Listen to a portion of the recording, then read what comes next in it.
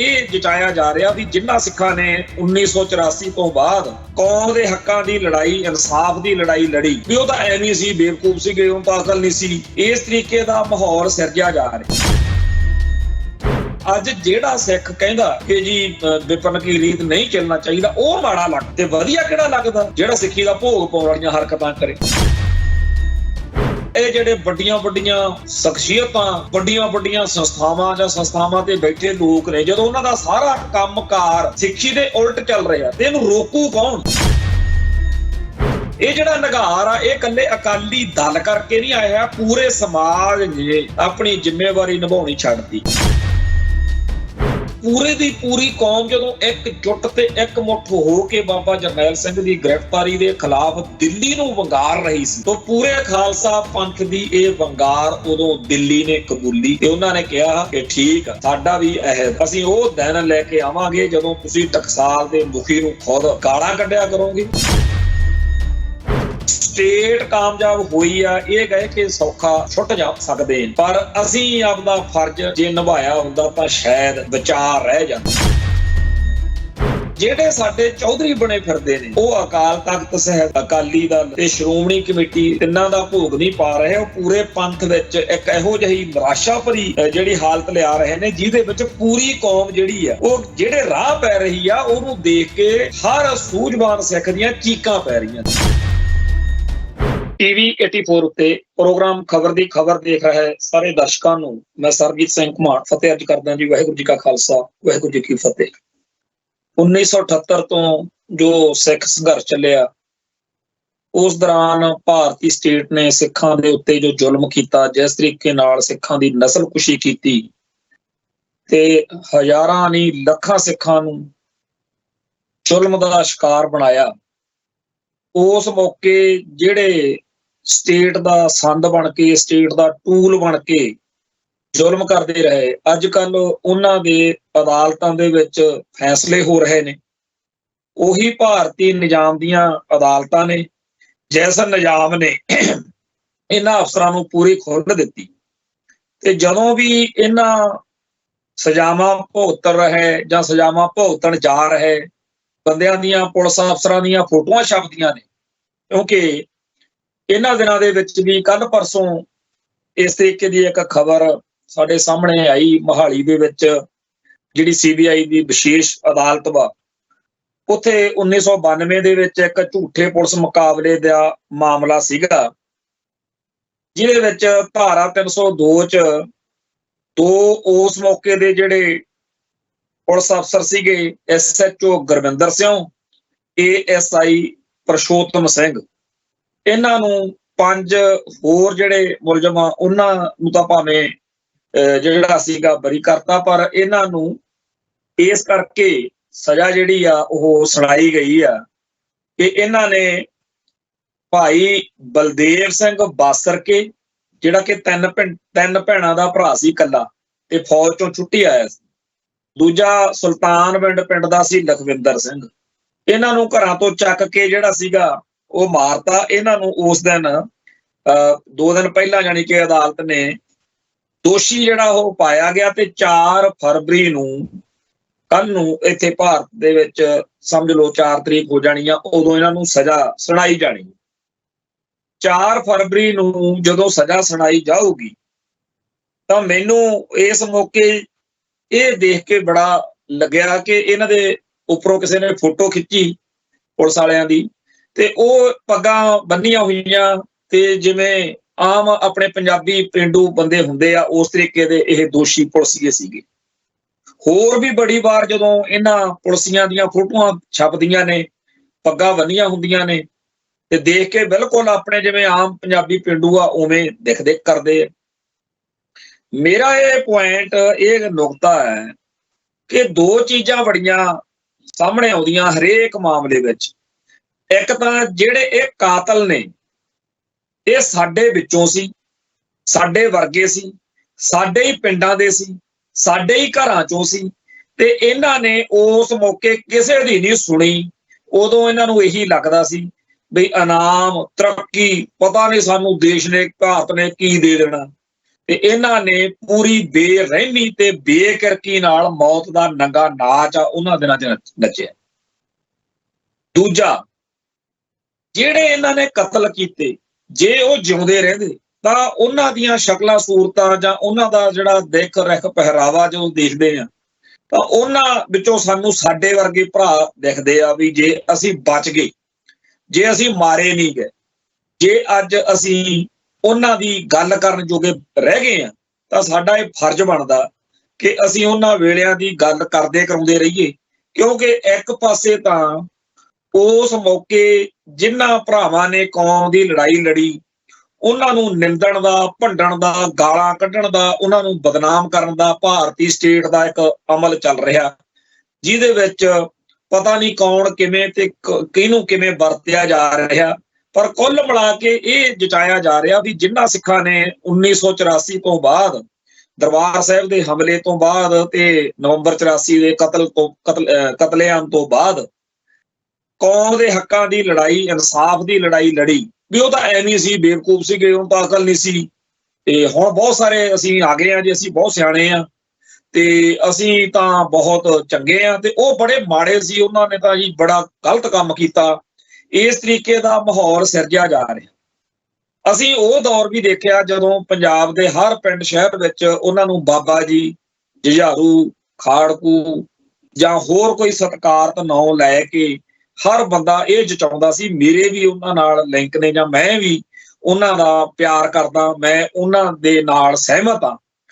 ਇਹ ਦੌਰ ਅਸੀਂ ਦੇਖਿਆ ਤੇ ਮੈਂ ਤਾਂ ਇੱਕ ਇਹੋ ਜਿਹਾ ਜੁਝਾਰੂ ਸੂਰਵੀਰ ਯੋਧੇ ਦਾ ਮਤਲਬ ਸਾਥ ਸੰਗ ਉਦੋਂ ਮਾਣਿਆ ਜਿਹਨੇ ਕਿਹਾ ਕਿ ਜੇ ਤੂੰ ਬਚ ਗਿਆ, ਤੁਸੀਂ ਦੇਖਿਓ ਤੁਹਾਡੀ ਲੋੜ ਪੈਣੀ ਆ। ਇੱਕ ਟਾਈਮ ਆਊ ਜਦੋਂ ਸਾਨੂੰ ਕੌਮ ਨੇ, ਆਲੇ ਦੁਆਲੇ ਨੇ ਬਹੁਤ ਜ਼ਿਆਦਾ ਮਾੜਾ ਬੋਲਣਾ, ਰੱਦ ਕਰਨਾ, ਨਿੰਦਣਾ, ਭੰਡਣਾ, ਤੇ ਫੇਰ ਇੱਕ ਦੌਰ ਆਊ ਜਦੋਂ ਲੋਕ ਲੱਭ ਕੇ ਆਇਆ ਕਰਨਗੇ ਕਿ ਤੁਹਾਨੂੰ, ਤੁਸੀਂ ਉਹਨਾਂ ਨੂੰ ਦੇਖਿਆ, ਤੁਸੀਂ ਮਿਲੇ ਵਰਤੇ ਹੋ, ਉਹ ਕਿੱਦਾਂ ਦੇ ਸੀ, ਕਿਹੋ ਜਿਹੇ ਸੀ। ਤੇ ਇਹ ਦੌਰ ਘੁੰਮ ਕੇ ਆਊਗਾ। ਕਦੇ ਲੋਕ ਸਾਨੂੰ ਚੰਗਾ ਕਹਿਣਗੇ, ਕਦੇ ਸਾਨੂੰ ਮਾੜਾ ਕਹਿਣਗੇ। ਤੁਹਾਡੇ ਵਰਗਿਆਂ ਦਾ ਬਚਿਆ, ਜੇ ਤੁਸੀਂ ਬਚ ਗਏ। ਔਰ ਮੈਂ ਇਹ ਗੱਲ ਹੱਡੀ ਹੰਡਾਈ ਜਦੋਂ ਅਸੀਂ 2007-8 ਦੇ ਦੌਰ ਵਿੱਚ ਲੁਧਿਆਣੇ ਸ਼ਿੰਗਾਰ ਸਿਨੇਮੇ 'ਚ ਇੱਕ ਬਲਾਸਟ ਹੋ ਗਿਆ, ਜਿਹਦੇ ਕਰਕੇ ਮੈਨੂੰ ਫਰੇਮ ਅਪ ਕੀਤਾ, 8 ਬੰਦੇ ਮਰ ਗਏ ਸੀ ਉੱਥੇ, ਝੂਠਾ, ਮੈਨੂੰ ਸਾਰਿਆਂ ਨੂੰ ਦਰਸ਼ਕਾਂ ਨੂੰ ਪਤਾ। ਉੱਥੇ ਜੇਲ੍ਹ ਦੇ ਵਿੱਚ ਅਸੀਂ ਇਹ ਗੱਲਾਂ, ਜਿਹੜੇ 66 ਉੱਥੇ ਸਿੱਖ ਸੰਘਰਸ਼ ਨਾਲ ਜੁਝਾਰੂ ਸੀ, ਇਹ ਗੱਲ ਮਹਿਸੂਸ ਮੈਂ ਕਰਦਾ ਹੁੰਦਾ ਸੀਗਾ। ਇਹ ਗੱਲਾਂ ਉੱਥੇ ਕਰਦੇ ਹੁੰਦੇ ਸੀ ਬਹਿ ਕੇ। ਤੇ ਜਦੋਂ ਆਪਾਂ ਤਰੀਕਾਂ ਤੇ ਜਾਂਦੇ ਆ ਤੇ ਆਪਣੀ ਦਿੱਖ, ਆਪਣਾ ਪਹਿਰਾਵਾ, ਲੀੜੇ ਕੱਪੜੇ ਤੋਂ ਉੱਥੇ ਅਦਾਲਤਾਂ 'ਚ, ਕਚਹਿਰੀਆਂ 'ਚ ਆਏ ਹੋਏ ਲੋਕਾਂ ਨੂੰ ਆਮ ਹੀ ਪਤਾ ਲੱਗ ਜਾਂਦਾ ਵੀ ਇਹ ਉਹ ਆ ਜਿਨ੍ਹਾਂ ਨੇ ਕੌਮ ਦੀ ਲੜਾਈ ਲੜ ਰਹੇ ਲੋਕ ਨੇ, ਜਾਂ ਜਿਨ੍ਹਾਂ ਨੂੰ ਸਰਕਾਰ ਅੱਤਵਾਦੀ ਕਹਿੰਦੀ ਆ, ਜਿਹੜੇ ਸਾਡੀ ਕੌਮ ਦੇ ਜੁਝਾਰੂ ਲਹਿਰ ਵਾਲੇ ਨੇ, ਇਹ ਉਹ ਨੇ।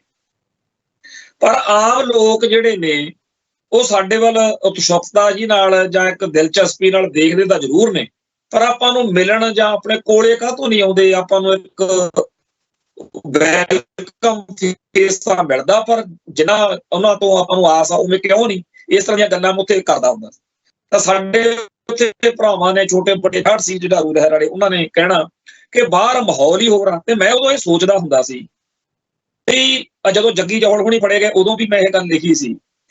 ਤੇ ਅੱਜ ਨਾ ਤਾਂ ਕੋਈ ਇੱਥੇ 1984 ਦੇ ਦਰਬਾਰ ਸਾਹਿਬ ਦੇ ਹਮਲੇ ਦੀ ਹੁਣੇ ਵੀ ਤਾਜ਼ਾ ਹੋਇਆ ਵੀ ਉਹਦੇ ਤੋਂ ਪ੍ਰਭਾਵਿਤ ਹੋ ਕੇ ਨੌਜਵਾਨ ਹਥਿਆਰ ਚੱਕ ਰਹੇ ਹੋ, ਨਾ ਕੋਈ ਅੱਜ ਸੰਤ ਜਰਨੈਲ ਸਿੰਘ ਜੀ ਖਾਲਸਾ ਭਿੰਡਰਾਂ ਵਾਲਿਆਂ ਵਰਗੀ ਸ਼ਖਸੀਅਤ ਬੈਠੀ ਆ ਇੱਥੇ ਜਿਹੜੀ ਕਵੇ ਵੀ ਦੁਸ਼ਟਾਂ ਨੂੰ ਸੋਧ ਕੇ ਆਓ, ਸਾਂਭੂਗਾ ਮੈਂ। ਨਾ ਅੱਜ ਕੋਈ ਇੱਥੇ ਉਹੋ ਜਿਹੀ ਜੁਝਾਰੂ ਅੰਡਰਗਰਾਊਂਡ, ਓਵਰਗਰਾਊਂਡ ਕੋਈ ਜਥੇਬੰਦੀ ਦਿਖ ਰਹੀ ਆ ਜਿਹੜੀ ਕਵੇ ਵੀ ਚੱਕ ਦਿਓ ਫੱਟੇ। ਨਾ ਅੱਜ ਕੋਈ ਉਵੇਂ ਜਿਵੇਂ ਅੱਗੇ ਇੱਥੇ ਹਰੇਕ ਜੁਝਾਰੂ ਜਥੇਬੰਦੀ ਦੇ ਕੋਲ ਇਹੋ ਜਿਹਾ ਸਿੰਘ ਹੁੰਦੇ ਸੀ ਜਿਨ੍ਹਾਂ ਦਾ ਕੰਮ ਹੀ ਇਹ ਹੁੰਦਾ ਸੀਗਾ ਵੀ ਜਿਹੜੇ ਨਵੇਂ ਨੌਜਵਾਨ ਭਰਤੀ ਹੋਣਾ ਚਾਹੁੰਦੇ ਆ ਸੰਘਰਸ਼ ਵਿੱਚ, ਉਹਨਾਂ ਨਾਲ ਤੁਸੀਂ ਰਾਬਤਾ ਬਣਾ ਕੇ ਉਹਨਾਂ ਦਾ ਦੇਖਣਾ ਵੀ ਇਹ ਕਿੱਥੇ ਇਹ ਠਾਰ ਦੇ ਯੋਗ ਆ ਜਾਂ ਇਹ ਐਕਸ਼ਨਾਂ ਵਾਲਾ ਵਾ ਜਾਂ ਇਸ ਤਰ੍ਹਾਂ। ਪਰ ਅੱਜ ਵੀ ਫਿਰ ਵੀ ਬਹੁਤ ਸਾਰੇ ਜਿਹੜੇ ਨੌਜਵਾਨ ਨੇ, ਹਰ ਸਾਲ ਪੁਲਿਸ ਫੜਦੀ ਆ ਤੇ ਕਹਿੰਦੀ ਆ ਕਿ ਇਹ ਆਹ ਵਾਰਦਾਤ ਇਹਨਾਂ ਨੇ ਕੀਤੀ ਆ ਜਾਂ ਕਰਨੀ ਚਾਹੁੰਦੇ ਸੀ।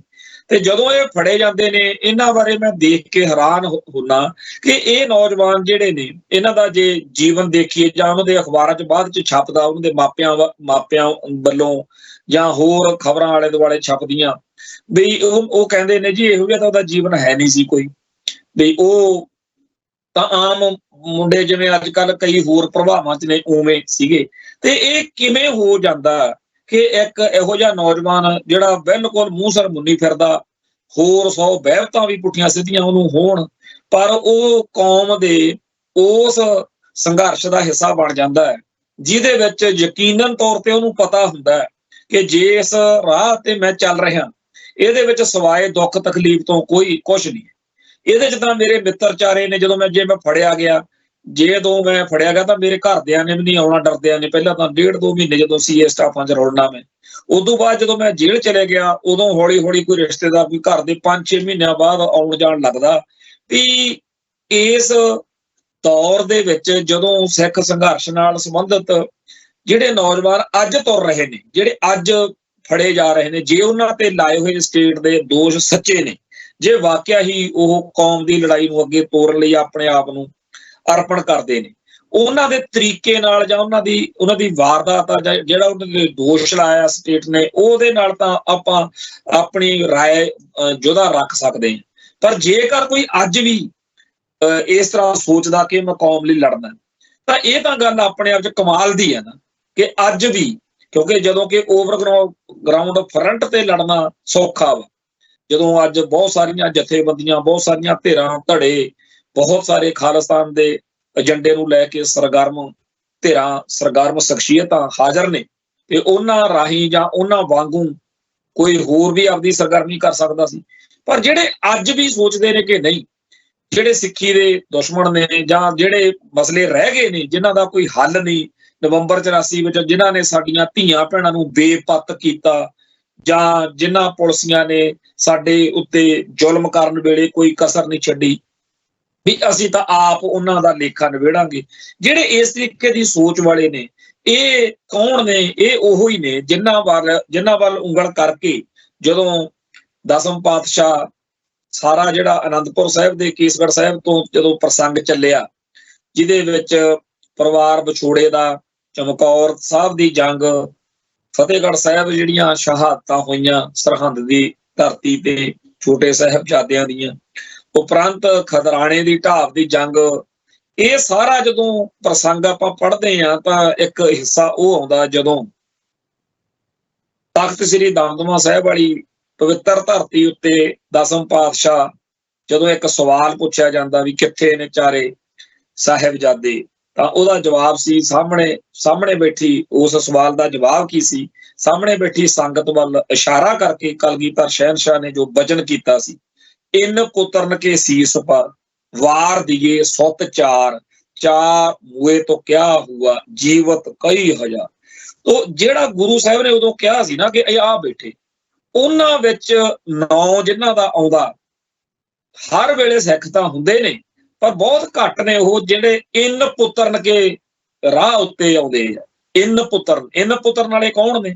ਉਹ ਜਿਹੜੇ ਗੁਰੂ ਸਾਹਿਬਾਨ ਦੇ ਦਿੱਤੇ ਫਲਸਫੇ ਤੇ ਚੱਲਦੇ ਨੇ, ਜਿਹੜੇ ਜਕੜ ਮਾਰ ਕੇ, ਗੱਲਾਂ ਮਾਰ ਕੇ, ਜਾਂ ਵਕਤ ਨਹੀਂ ਟਪਾਉਂਦੇ, ਜਾਂ ਇਹੋ ਜਿਹਾ ਕੁਛ ਨਹੀਂ ਕਰਦੇ ਜਿਹਦੇ ਨਾਲ ਕੌਮ ਦਾ ਸੰਘਰਸ਼ ਆ ਜਿਹੜਾ ਉਹਦੇ ਉਲਟ ਉਹ ਕੁਛ ਕਰਦੇ ਆ ਜਿਹਦੇ ਨਾਲ ਕੌਮ ਦੇ ਇਤਿਹਾਸ ਨੂੰ ਬਲ ਮਿਲੇ ਕਿ ਇਸ ਤੋਂ ਬਿਨਾਂ ਹੋਰ ਕੋਈ ਰਾਹ ਹੀ ਨਹੀਂ ਸੀ ਬਚਿਆ, ਫਿਰ ਕਰਦੇ ਕੀ? ਸੋ ਇਸ ਤਰੀਕੇ ਦੀ ਗੱਲ ਜਿਹੜੀ ਆ ਬਾਰ-ਬਾਰ ਇਤਿਹਾਸ ਵਿੱਚ ਆਈ ਜਦੋਂ ਕਲਗੀਧਰ ਸ਼ਹਿਨशाह ਬਹਾਦਰ ਸ਼ਾਹ ਦੇ ਨਾਲ, ਕਿਉਂਕਿ ਔਰੰਗਜ਼ੇਬ ਨੂੰ ਚਿੱਠੀ ਲਿਖੀ, ਔਰੰਗਜ਼ੇਬ ਨੂੰ ਜਿਹੜਾ ਇੱਕ ਜਿਹਨੂੰ ਤਲਵਾਰ ਦੇ ਵਾਰ ਨਾਲੋਂ ਵੀ ਕਰਾਰਾ ਵਾਰ ਮੰਨਿਆ ਜਾਂਦਾ, ਕਲਮ ਦਾ ਵਾਰ, ਉਹਦੇ ਨਾਲ ਜਦੋਂ ਦਸਮ ਪਾਤਸ਼ਾਹ ਉਹਨੂੰ ਅੰਦਰ ਤੱਕ ਝੋਰ ਛੱਡਦੇ, ਫਿਰ ਉਹ ਸੱਦੇ ਸੁਨੇਹੇ ਭੇਜਦਾ ਕਿ ਜੀ ਮੈਨੂੰ ਗਲਤੀ ਆ, ਮੈਨੂੰ ਮਿਲੋ। ਫਿਰ ਬਹਾਦਰ ਸ਼ਾਹ ਦੀ ਮਦਦ ਕੀਤੀ ਜਾਂਦੀ ਹੈ ਗੁਰੂ ਘਰ ਵੱਲੋਂ। ਜਦੋਂ ਬਹਾਦਰ ਸ਼ਾਹ ਨਾਲ ਜਿਹੜੀ ਮੇਲ ਮਿਲਾਪ ਤੋਂ ਬਾਅਦ ਵਿੱਚ ਉਹ ਘਟਨਾ ਵਾਪਰਦੀ ਆ, ਹਜੂਰ ਸਾਹਿਬ ਤਖਤ ਜਿੱਥੇ ਬਣਿਆ ਅੱਜ ਨੰਦੇੜ ਦੀ ਧਰਤੀ ਤੇ, ਜਿੱਥੋਂ ਬਾਬਾ ਬੰਦਾ ਸਿੰਘ ਬਹਾਦਰ ਨੂੰ 5 ਤੀਰ ਦੇ ਕੇ ਦਸਮ ਪਾਤਸ਼ਾਹ ਹੁਕਮਨਾਮੇ ਦੇ ਕੇ ਸੰਗਤ ਦੇ ਨੂੰ ਭੇਜਦੇ ਆ, ਤੇ ਜਿਹੜੀਆਂ ਜੰਗਾਂ ਜਿੱਤਦੇ ਹੋਏ ਬਾਬਾ ਬੰਦਾ ਸਿੰਘ ਬਹਾਦਰ ਇੱਥੇ ਆਉਂਦੇ ਆ, ਸਰਹੰਦ ਨੂੰ ਥੇ ਕਰਦੇ ਆ, ਇੱਟ ਨਾਲ ਇੱਟ ਖੜਕਾਈ ਜਾਂਦੀ ਆ। ਇਸ ਮੌਕੇ ਜਿਹੜੇ ਸਿੰਘਾਂ ਨੇ ਬਾਬਾ ਬੰਦਾ ਸਿੰਘ ਬਹਾਦਰ ਦਾ ਸਾਥ ਸਹਿਯੋਗ ਦਿੱਤਾ, ਉਹ ਉਹੀ ਸੀ ਜਿਹੜੇ ਇਨ ਪੁੱਤਰ ਨਕੇ ਸੀਸ ਪਰ ਵਾਲੇ ਸੀ, ਵੀ ਇਹ ਆ ਉਹ ਉਹਨਾਂ ਚਾਹੁੰਦੇ ਆ ਜਿਹੜੇ ਗੁਰੂ ਦਾ ਹੁਕਮ ਮੰਨਦੇ ਹੋਣਗੇ। ਤਾਂ ਉਸ ਮੌਕੇ ਵੀ ਬੜੇ ਜਿਹੜੇ ਕਹਿੰਦੇ ਹੋਣੇ ਆ ਕੀ ਪੰਗਾ ਲਈ ਜਾਂਦੇ। ਇਵੇਂ ਹੀ ਬਾਅਦ ਵਿੱਚ 18ਵੀਂ ਸਦੀ ਦੇ ਵਿੱਚ ਜਦੋਂ ਸਿੱਖ ਹੋਣ ਦਾ ਮਤਲਬ ਹੀ ਇਹ ਸੀ, ਆਮ ਜਦੋਂ ਕਿਸੇ ਨੂੰ ਪੁੱਛਿਆ ਜਾਂਦਾ ਸੀ ਵੀ ਕਿੰਨੇ ਪੁੱਤ ਨੇ, ਉਹ ਕਹਿੰਦੇ ਸੀ ਹੈ ਤਾਂ 4 ਆ, ਪਰ ਜਿਹੜਾ ਹੈਗਾ 5ਵਾਂ ਉਹ ਤਾਂ ਸਿੱਖਾਂ ਨਾਲ ਰਲ ਗਿਆ। ਸਿੱਖਾਂ ਨਾਲ ਰਲ ਗਏ ਦਾ ਮਤਲਬ ਇਹ ਸੀ ਵੀ ਹੁਣ ਤਾਂ ਉਹਦੇ ਦਿਨ ਉਨੇ ਹੀ ਆ ਜਿੰਨੇ ਇੱਕ ਗੁਰੂ ਪਾਤਸ਼ਾਹ ਅਕਾਲ ਪੁਰਖ ਦੀ ਮੌਜ ਆ, ਬਾਕੀ ਤਾਂ ਕੰਮ ਪਤਾ ਹੀ ਆ। ਕਿਉਂਕਿ ਸਿੱਖ ਹੋਣ ਦਾ, ਸਿੱਖ ਬਣਨ ਦਾ, ਸਿੱਖ ਬਣ ਕੇ ਜਿਉਣ ਦੇ ਅਰਥ ਬੜੇ ਉਦੋਂ ਵੱਡੇ ਸੀ। ਸੋ ਜਿਹੜਾ 18ਵੀਂ ਸਦੀ ਦੇ ਵਿੱਚ ਮਿਸਲਾਂ ਦਾ ਦੌਰ ਆ, ਜਦੋਂ ਆਪਣੀਆਂ 6 ਰਿਆਸਤਾਂ ਕਾਇਮ ਹੁੰਦੀਆਂ, ਉੱਥੋਂ ਤੱਕ ਜਿਹੜੇ ਸਿੱਖਾਂ ਨੇ ਸਿੱਖੀ ਦਾ ਝੰਡਾ ਡਿੱਗਣ ਨਹੀਂ ਦਿੱਤਾ, ਉਹ 2 ਤਰ੍ਹਾਂ ਦੀ ਲੜਾਈ ਲੜਦੇ ਸੀ। ਇੱਕ ਖਾਲਸੇ ਨੂੰ ਸ਼ੁੱਧ ਰੱਖਣ ਦੀ ਲੜਾਈ, ਖਾਲਸੇ ਸਿਧਾਂਤ ਨੂੰ ਪ੍ਰਮੁੱਖਤਾ ਦੇਣੀ। ਇੱਕ ਖਾਲਿਸਤਾਨ ਦੀ ਲੜਾਈ, ਖਾਲਿਸਤਾਨ ਤੋਂ ਭਾਵ ਖਾਲਸਾ ਰਾਜ ਦੀ ਜਾਂ ਸਿੱਖ ਰਾਜ ਦੀ ਲੜਾਈ, ਆਪਦੇ ਰਾਜ ਦੀ ਲੜਾਈ। ਸੋ ਉਦੋਂ ਜੋ 6 ਰਿਆਸਤਾਂ ਕਾਇਮ ਕਰ ਲਈ ਉਹ ਜੂਝਦੇ ਰਹੇ, ਉਹ ਉਹੀ ਸੀ ਜਿਹੜੇ ਇਨ ਪੁੱਤਰ ਨਕੇ ਸੀਸ ਪਰ। ਇਹੀ ਗੱਲ ਜਦੋਂ ਬਾਬਾ ਬੰਦਾ ਸਿੰਘ ਬਹਾਦਰ ਤੋਂ ਲੈ ਕੇ ਆਪਾਂ ਮਹਾਰਾਜਾ ਰਣਜੀਤ ਸਿੰਘ ਦਾ ਕਾਲ ਦੇਖਦੇ ਹਾਂ, ਉਪਰੰਤ ਜਦੋਂ ਖਾਲਸੇ ਦਾ ਰਾਜ ਆ ਜਿਹੜਾ ਉਹ ਸਮੇਂ ਦੀਆਂ ਸਾਜ਼ਿਸ਼ਾਂ ਦਾ ਸ਼ਿਕਾਰ ਹੋ ਗਿਆ, ਜਦੋਂ ਸਿੱਖ ਰਾਜ ਦਾ ਸੂਰਜ ਡੁੱਬ ਗਿਆ, ਜਦੋਂ ਅੰਗਰੇਜ਼ ਨੇ ਸਾਰੇ ਖਾਲਸਾ ਰਾਜ ਦੇ, ਸਿੱਖ ਰਾਜ ਦੇ ਉਹਨਾਂ ਹਿੱਸਿਆਂ ਤੇ ਵੀ ਭਾਰਤੀ ਹਕੂਮਤ, ਭਾਰਤੀ ਨਿਜ਼ਾਮ ਜਾਂ ਭਾਰਤੀ ਤੰਤਰ ਜਾਂ ਭਾਰਤੀਆਂ ਦੀ ਮਦਦ ਦੇ ਨਾਲ ਕਬਜ਼ਾ ਕਰ ਲਿਆ, ਉਦੋਂ ਫਿਰ ਸਿੱਖ ਨਾ ਤਾਂ ਗੁਲਾਮ ਬਣਨ ਵੱਲ ਨੂੰ ਵਧਿਆ, ਨਾ ਕੋਈ ਹੋਰ, ਉਦੋਂ ਬਾਗੀ ਜਾਂ ਬਾਦਸ਼ਾਹ। ਸੋ ਉਦੋਂ ਵੀ ਜਿਹੜੇ ਸਿੱਖ ਬਾਗੀ ਭਾਵਨਾ ਦੇ ਨਾਲ ਲੜਦੇ ਮਰਦੇ ਰਹੇ, ਚਾਹੇ ਉਹ ਬਾਬਾ ਰਾਮ ਸਿੰਘ ਨਾਮਧਾਰੀ ਕੂਕਾ ਲਹਿਰ ਵਾਲੇ ਨੇ, ਚਾਹੇ ਉਹ ਭਾਈ ਕਰਤਾਰ ਸਿੰਘ ਸਰਾਭੇ ਵਰਗੇ ਨੇ, ਤੇ ਚਾਹੇ ਗਦਰੀ ਬਾਬੇ ਜਾਂ ਬੱਬਰ ਅਕਾਲੀ ਜਾਂ ਹੋਰ ਬੜੇ ਆ, ਜਿਨ੍ਹਾਂ ਨੇ ਬਾਗੀ ਭਾਵਨਾ ਨੂੰ, ਜਿਹੜੀ ਉਹ ਗੱਲ ਕਹੀ ਸੀ ਨਾ ਦਸਮ ਪਾਤਸ਼ਾਹ ਨੇ ਕਿ ਇਨ ਪੁੱਤਰ ਨਕੇ ਸੀਸ, ਤੋ ਇਨ ਪੁੱਤਰਨ ਦੇ ਵਿੱਚ ਉਹ ਆ ਜਿਹੜੇ ਖਾਲਸੇ ਲਈ ਲੜਦੇ ਆ, ਜਿਹੜੇ ਖਾਲਸੇ ਦੇ ਰਾਜ ਲਈ ਲੜਦੇ। 1947 ਤੋਂ ਬਾਅਦ ਜਦੋਂ ਸਮੇਂ ਦੇ ਹਾਕਮਾਂ ਨੇ ਫੇਰ ਸਿੱਖੀ ਦਾ ਖੁਰਾ ਖੋਜ ਮਟਾਉਣ ਲਈ, ਸਿੱਖਾਂ ਦੇ ਅੰਦਰ ਉਹ ਰਾਜ ਦੀ ਭਾਵਨਾ ਦਾ ਭੋਗ ਪਾਉਣ ਲਈ ਸਾਰਾ ਕੁਝ ਕੀਤਾ, ਉਦੋਂ ਵੀ ਫਿਰ ਬਹੁਤ ਸਾਰੇ ਸਿੱਖ ਸਰਗਰਮ ਹੋਏ। ਜਿਹੜਾ 1978 ਤੋਂ ਚੱਲਿਆ ਸੰਘਰਸ਼ ਆ, ਜਿਹੜੇ ਇਹਦੇ ਵਿੱਚ ਇਸ ਸਮੇਂ ਦੌਰਾਨ ਹੁਣ ਤੱਕ ਵੀ ਜਿਹੜੇ ਇਨ ਪੁੱਤਰ ਨਕੇ ਸੀਸ ਪਰ ਵਾਲੀ ਭਾਵਨਾ ਦੇ ਚੱਲਦੇ ਸਿੱਖ ਸੀ, ਉਹਨਾਂ ਨੇ ਆਪਣਾ ਫਰਜ਼ ਪਛਾਣਿਆ। ਮੈਂ ਇਹ ਗੱਲ ਇਸ ਕਰਕੇ ਇੰਨੀ ਲੰਮੀ ਚੌੜੀ ਰਮਾਇਣ ਸੁਣਾਈ ਆ ਵੀ ਆਪਾਂ ਨੂੰ ਬਾਬਾ ਬੰਦਾ ਸਿੰਘ ਬਹਾਦਰ ਤੋਂ ਲੈ ਕੇ ਪਿਛਲੇ ਸਾਰੇ ਸਮੇਂ ਵਿੱਚ 1947 ਤੱਕ ਉਹਨਾਂ ਸਾਰਿਆਂ ਦਾ ਬੜਾ ਪਿਆਰ ਆਉਂਦਾ ਜਿਹੜੇ ਖਾਲਸੇ ਦੀ ਚੜ੍ਹਤ ਲਈ ਜਾਂ ਖਾਲਸੇ ਦੇ ਰਾਜ ਲਈ ਲੜੇ। ਆਪਾਂ ਨੂੰ 1947 ਤੋਂ ਬਾਅਦ ਆ ਕੇ ਆਪਾਂ ਨੂੰ ਕਿਹੋ ਜਿਹੀ ਮਨੋਦਸ਼ਾ ਵਿੱਚ ਲਿਆਂਦਾ ਗਿਆ ਕਿ ਸਾਡੀ ਕੌਮ ਦਾ ਇੱਕ ਹਿੱਸਾ ਪੁਲਿਸ, ਫੌਜ ਜਾਂ ਹੋਰ ਚੀਜ਼ਾਂ ਦੇ ਕਰਕੇ ਲਾ ਲਓ, ਜਾਂ ਭਾਰਤੀ ਵਿਦਿਆ ਨੀਤੀ ਕਰਕੇ ਲਾ ਲਓ, ਕਾਰਨ ਜਿਹੜੇ ਮਰਜ਼ੀ ਹੋਣ, ਪਰ ਸਾਡੀ ਕੌਮ ਦੇ ਵਿੱਚੋਂ ਹੀ ਪੱਗਾਂ ਦਾੜੇ ਗਾਤਰੇ ਕਿਰਪਾਨਾਂ ਵਾਲੇ ਵੀ ਬਥੇਰੇ ਨੇ, ਜਿਨ੍ਹਾਂ ਨੂੰ ਉਹ ਸਿੱਖ ਜਿਹੜੇ ਇਨ ਪੁੱਤਰ ਨਕੀ ਸੀਸ ਪਰ ਵਾਲੀ ਬਿਰਤੀ ਵਾਲੇ ਨੇ ਉਹ ਬੜੇ ਮਾੜੇ ਲੱਗਦੇ। ਇਹ ਤਾਂ ਜੀ ਬੜੇ ਗਲਤ ਨੇ। ਤੇ ਚੰਗੇ ਕਿਹੜੇ ਲੱਗਦੇ ਆ? ਉਹ ਬੜੇ ਚੰਗੇ ਆ ਜਿਹੜੇ ਸਿੱਖੀ ਦਾ ਹਿੰਦੂਕਰਨ ਕਰ ਰਹੇ ਨੇ, ਜਿਹੜੇ ਸਿੱਖੀ ਦਾ ਰਾਜ ਸਿੱਖਾਂ ਦਾ ਆਉਣ ਦੇ ਉਲਟ ਨੇ। ਜਿਹੜੇ ਇਹ ਕਿਹੋ ਜਿਹਾ ਮਾਹੌਲ ਹੈ ਕਿ ਬਾਬਾ ਬੰਦਾ ਸਿੰਘ ਬਹਾਦਰ ਦੇ ਜਾਂ 18ਵੀਂ ਸਦੀ ਦੇ ਵੇਲੇ ਕੋਈ ਇਹੋ ਜਿਹਾ ਸਿੱਖ ਹੋ ਸਕਦਾ ਸੀ? ਉਦੋਂ ਇੱਕ ਵੀ ਸਿੱਖ ਇਹੋ ਜਿਹਾ ਨਹੀਂ ਸੀਗਾ ਜਿਹੜਾ ਇਹ ਕਵੇ ਕਿ ਖਾਲਸੇ ਦੇ ਉੱਤੇ ਹਿੰਦੂ ਤਾਂ ਵੀ ਰੰਗ ਚੜ੍ਹਨਾ ਚਾਹੀਦਾ। ਉਦੋਂ ਜੇ ਕੋਈ ਇਹੋ ਜਿਹੀ ਗੱਲ ਜਿਹੜੀਆਂ ਅਸੀਂ ਅੱਜ ਕੱਲ੍ਹ ਕਰਦੇ ਹਾਂ ਕਿ ਜਬ ਲਗ ਖਾਲਸਾ ਰਹੇ ਨਿਆਰਾ ਤਬ ਲਗ ਤੇਜ ਦਿਉ ਮੈਂ ਸਾਰਾ, ਜਬ ਜੇ ਗਹੇ ਵਿਪਰਨ ਕੀ ਰੀਤ ਮੈਂ ਨਾ ਕਰੂੰ ਇਨਕੀ ਪ੍ਰਤੀਤ। ਭਾਈ ਇਹ ਦਸਮ ਪਾਤਸ਼ਾਹ ਦੇ ਬਚਨ ਨੇ। ਮੈਨੂੰ ਨਹੀਂ ਲੱਗਦਾ ਸਾਰੀ 18ਵੀਂ ਸਦੀ ਦੇ ਵਿੱਚ ਕਿਸੇ ਸਿੱਖਾਂ ਦੇ ਜਥੇ ਵਿੱਚ ਬਹਿ ਕੇ ਕਿਸੇ ਸਿੱਖ ਨੂੰ ਇਹ ਗੱਲਾਂ ਕਹਿਣੀਆਂ ਪੈ ਜਾਣ ਤੇ ਬਾਕੀ ਸਿੱਖਾਂ ਨੂੰ ਲੱਗੇ ਕਿ ਹਾਂ ਇਹ ਗੱਲਾਂ, ਉਦੋਂ ਤਾਂ ਵੈਸੇ ਹੀ ਪਤਾ ਸੀ। ਅੱਜ ਜਦੋਂ ਅਸੀਂ ਕਹਿੰਦੇ ਆ ਤਾਂ ਬੜੇ ਸਿੱਖਾਂ ਨੂੰ ਔਖ ਲੱਗਦੀ ਆ, ਬੜੇ ਔਖੇ ਹੁੰਦੇ ਆ, ਬੜਾ ਤੰਗ ਹੁੰਦੇ ਆ ਕਿ ਇਹ ਕਿਹੋ ਜਿਹੀਆਂ ਗੱਲਾਂ ਕਰਦਾ। ਜੇਕਰ ਕੋਈ ਰਾਜ ਦੀ ਗੱਲ ਦੇ ਉਲਟ ਗੱਲ ਉਹਨਾਂ ਸਮਿਆਂ 'ਚ ਕਰੇ, ਕੋਈ ਸਿੱਖ ਇਹੋ ਜਿਹਾ ਹੋ ਸਕਦਾ ਜਿਹੜਾ ਕਵੇ ਇਹ ਕਿਹੋ ਜਿਹੀਆਂ ਗੱਲਾਂ ਕਰਦਾ? ਤੂੰ ਰਾਜ ਦੀ ਗੱਲ ਕਰਦਾ, ਸਿੱਖਾਂ ਦਾ ਰਾਜ ਕਿਵੇਂ ਆ? ਪਰ ਸਾਰੇ ਸਿੱਖ ਉਸ ਟਾਈਮ ਖਾਲਸੇ ਦੇ ਰਾਜ ਲਈ ਵੀ ਲੜਦੇ ਸੀ ਤੇ ਖਾਲਸੇ ਦੀ ਚੜ੍ਹਦੀ ਕਲਾ ਵੀ ਲੜਦੇ ਸੀ, ਲੜੇ। ਅੱਜ ਉਲਟ ਕੰਮ ਹੋਇਆ। ਅੱਜ ਜਿਹੜਾ ਸਿੱਖ ਕਹਿੰਦਾ ਕਿ ਜੀ ਵਿਪਨ ਕੀ ਰੀਤ ਨਹੀਂ ਚੱਲਣਾ ਚਾਹੀਦਾ, ਉਹ ਮਾੜਾ ਲੱਗਦਾ। ਤੇ ਵਧੀਆ ਕਿਹੜਾ ਲੱਗਦਾ? ਜਿਹੜਾ ਸਿੱਖੀ ਦਾ ਭੋਗ ਪਾਉਣ ਵਾਲੀਆਂ ਹਰਕਤਾਂ ਕਰੇ। ਹੁਣ ਗੱਲ ਇਹ ਆ ਕਿ ਫਿਰ ਇਹ ਜਿਹੜੇ ਵੱਡੀਆਂ ਸ਼ਖਸੀਅਤਾਂ, ਵੱਡੀਆਂ ਸੰਸਥਾਵਾਂ ਜਾਂ ਸੰਸਥਾਵਾਂ ਤੇ ਬੈਠੇ ਲੋਕ ਨੇ, ਜਦੋਂ ਉਹਨਾਂ ਦਾ ਸਾਰਾ ਕੰਮਕਾਰ ਸਿੱਖੀ ਦੇ ਉਲਟ ਚੱਲ ਰਿਹਾ ਤੇ ਇਹਨੂੰ ਰੋਕੂ ਕੌਣ? ਉਹਨਾਂ ਵਰਤਾਰਿਆਂ, ਉਹਨਾਂ ਘਟਨਾਵਾਂ, ਉਹਨਾਂ ਸਾਰੇ ਕਾਸੇ ਦੀ ਨਿਸ਼ਾਨਦੇਹੀ ਕਰਕੇ ਸਿੱਖਾਂ ਨੂੰ, ਜਿਨ੍ਹਾਂ ਨੇ ਦੱਸਣਾ ਸੀ ਕਿ ਤੁਸੀਂ ਆਹ ਕੰਮ ਨਹੀਂ ਕਰਨੇ, ਇਹ ਕੰਮ ਗਲਤ ਨੇ, ਇਹ ਦੁਸ਼ਮਣ ਦਾ ਹੱਥ ਮਜ਼ਬੂਤ ਕਰਨ ਵਾਲੇ ਕੰਮ ਨੇ, ਜਦੋਂ ਉਹੀ ਸਾਰਾ ਕੁਝ ਕਰ ਰਹੇ ਨੇ, ਕੀ ਅਕਾਲ ਤਖਤ ਸਾਹਿਬ ਦੇ ਜਥੇਦਾਰ ਨੂੰ ਜਾਂ ਅਕਾਲ ਤਖਤ ਸਾਹਿਬ ਨੂੰ, ਅਕਾਲ ਤਖਤ ਸਾਹਿਬ ਦੇ ਸਮੁੱਚੇ ਫਲਸਫੇ ਨੂੰ ਨਹੀਂ ਦਿਖਦਾ ਕੀ ਹੋਰ ਕੀ ਰਿਹਾ ਇੱਥੇ, ਜੋ ਕੁਝ ਵਾਪਰ ਰਿਹਾ, ਜਿਹਦੀ ਕਰਕੇ ਸਾਡੀ ਕੌਮ 'ਚ ਨਿਘਾਰ ਆਇਆ ਹੋਇਆ। ਇਹ ਜਿਹੜਾ ਨਿਘਾਰ ਆ, ਇਹ ਇਕੱਲੇ ਅਕਾਲੀ ਦਲ ਕਰਕੇ ਨਹੀਂ ਆਇਆ, ਪੂਰੇ ਸਮਾਜ ਨੇ ਆਪਣੀ ਜ਼ਿੰਮੇਵਾਰੀ ਨਿਭਾਉਣੀ ਛੱਡਤੀ। ਅਕਾਲੀਆਂ ਦੀ ਜ਼ਰੂਰਤ ਤਾਂ ਪਈ ਕਿਉਂਕਿ ਪੰਥ ਨੇ ਆਪਦਾ ਫਰਜ਼ ਆਪਾਂ ਸਾਰਿਆਂ ਨੇ ਨਿਭਾਉਣਾ ਛੱਡਿਆ ਹੋਇਆ। ਆਪਾਂ ਅਕਾਲੀ ਦਲ ਨੂੰ ਮੁੱਖ ਦੋਸ਼ੀ ਮੰਨ ਸਕਦੇ ਹਾਂ, ਪਰ ਬਾਕੀ ਦੋਸ਼ੀ ਆਪਾਂ ਵੀ ਸਾਰੇ ਨਾਲ ਹੀ ਆ। ਆਪਾਂ ਕਦੋਂ ਕਿਵੇਂ ਖੁੰਝੇ, ਇਹਦਾ ਕੋਈ ਵਿਵੇਚਨ, ਇਹਦੀ ਕੋਈ ਐਨਾਲਿਸਿਸ, ਇਹਦਾ ਕੋਈ ਵਿਸ਼ਲੇਸ਼ਣ ਕਰਨ ਤੋਂ ਆਪਾਂ ਕਿਉਂ ਭੱਜਦੇ ਹਾਂ? ਕੀ ਆਪਾਂ ਨੂੰ ਨਹੀਂ ਪਤਾ ਕਿ ਜਿੱਦਣ ਸੰਤ ਗਿਆਨੀ ਜਰਨੈਲ ਸਿੰਘ ਜੀ ਖਾਲਸਾ ਭਿੰਡਰਾਂ ਵਾਲਿਆਂ ਦੇ ਮਗਰ ਪੂਰੀ ਕੌਮ ਖੜੀ ਦੇਖੀ, ਜਦੋਂ ਉਹਨਾਂ ਨੇ ਦੇਖਿਆ ਕਿ ਇਹ ਕੀ ਹੋ ਗਿਆ ਵੀ ਇੱਕ ਦਮਦਮੀ ਟਕਸਾਲ ਨਾਂ ਦੀ ਸੰਸਥਾ, ਜੇ ਅਸੀਂ ਉਹਨਾਂ ਦੇ ਮੁਖੀ ਨੂੰ ਲਾਲਾ ਜਤ ਨਾਰਾਇਣ ਦੇ ਕਤਲ ਵਿੱਚ ਗ੍ਰਿਫਤਾਰ ਕਰਦੇ ਹਾਂ ਤਾਂ ਕੋਈ ਸਿਰ ਤੇ ਖੱਪਣ ਬੰਨ੍ਹ ਕੇ ਮੋਟਰਸਾਈਕਲ ਦੇ ਉੱਤੇ ਚੜ੍ਹ ਕੇ ਹਥਿਆਰਬੰਦ ਐਕਸ਼ਨ ਕਰ ਰਿਹਾ, ਕੋਈ ਸਿੱਖ ਪਾਕਿਸਤਾਨ ਨੂੰ ਜਹਾਜ਼ ਲੈ ਕੇ ਤੁਰ ਗਏ, ਕਿਸੇ ਨੇ ਹੋਰ ਤਰੀਕੇ ਨਾਲ, ਤੇ ਕਿਸੇ ਨੇ ਜੇ ਹੋਰ ਨਹੀਂ ਵਾਇਲੈਂਸ ਉਹਨਾਂ ਨੂੰ ਲੱਗਿਆ ਕਿ ਇਹ ਤਾਂ ਉਹਨਾਂ ਨੇ ਸ਼ਾਂਤਮਈ ਤਰੀਕੇ ਨਾਲ, ਔਰ ਪੂਰੇ ਦੀ ਪੂਰੀ ਕੌਮ ਜਦੋਂ ਇਕਜੁੱਟ ਤੇ ਇਕਮੁੱਠ ਹੋ ਕੇ ਬਾਬਾ ਜਰਨੈਲ ਸਿੰਘ ਦੀ ਗ੍ਰਿਫਤਾਰੀ ਦੇ ਖਿਲਾਫ ਦਿੱਲੀ ਨੂੰ ਵੰਗਾਰ ਰਹੀ ਸੀ, ਤਾਂ ਉਦੋਂ ਉਹਨਾਂ ਨੇ ਇਸ ਰੋਹ ਦੇ ਸਾਹਮਣੇ ਝੁਕਦਿਆਂ ਹੋਇਆਂ ਬੇਸ਼ੱਕ ਸੰਤਾਂ ਦੀ ਰਿਹਾਈ ਦਾ ਫੈਸਲਾ ਕਰ ਲਿਆ, ਰਿਹਾ ਕਰ ਦੇਣ, ਪਰ ਨਾਲ ਦੀ ਨਾਲ ਉਹ ਇੱਕ ਅਹਿਦ ਕਰ ਲਿਆ ਕਿ ਜੇ ਤੁਸੀਂ ਅੱਜ ਸਾਨੂੰ ਇਹ ਜਚਾ ਰਹੇ ਹੋ ਨਾ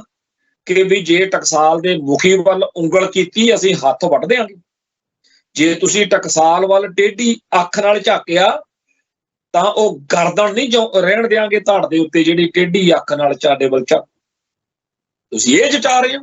ਤਾਂ ਪੂਰੇ ਖਾਲਸਾ ਪੰਥ ਦੀ ਇਹ ਵੰਗਾਰ ਉਦੋਂ ਦਿੱਲੀ ਨੇ ਕਬੂਲੀ ਤੇ ਉਹਨਾਂ ਨੇ ਕਿਹਾ ਕਿ ਠੀਕ ਆ, ਸਾਡਾ ਵੀ ਅਹਿਦ, ਅਸੀਂ ਉਹ ਦਿਨ ਲੈ ਕੇ ਆਵਾਂਗੇ ਜਦੋਂ ਤੁਸੀਂ ਟਕਸਾਲ ਦੇ ਮੁਖੀ ਨੂੰ ਖੁਦ ਗਾਲਾਂ ਕੱਢਿਆ ਕਰੋਗੇ, ਖੁਦ ਨਿੰਦਿਆ ਭੰਡਿਆ ਕਰੋਗੇ, ਅਸੀਂ ਉਹ ਦਿਨ ਲੈ ਆਵਾਂਗੇ ਜਦੋਂ ਤੁਸੀਂ ਟਕਸਾਲ ਦੇ ਮੁਖੀ ਨੂੰ ਖੁਦ ਭੰਡਿਆ ਕਰੋਗੇ।